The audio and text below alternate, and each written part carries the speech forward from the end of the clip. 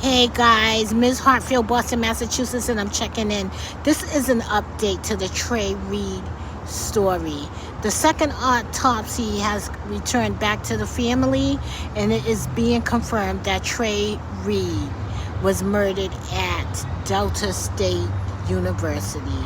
That was the young black man that went down there and was found hung in a tree. Now they're saying that he was murdered by blunt trauma force to the back of the head,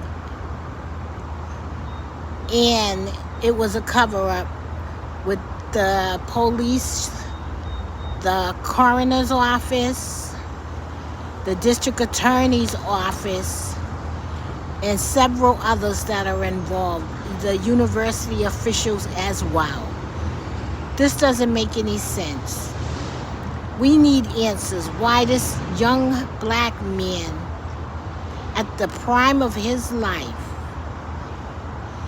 went to a school to get an education and was found hung in 2025. We know that black people do commit suicide. But how many hang themselves?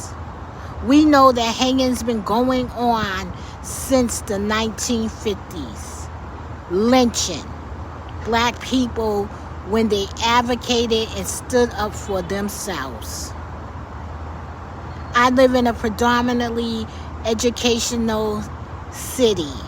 Boston is known for its education, and we do not have this type of stuff. The kids that come here from all over the world are safe. And this young brother should have been safe too.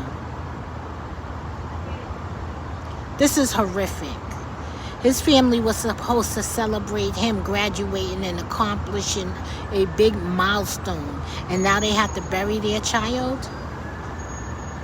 And they tried to just sweep it under the rug and dismiss it as a suicide?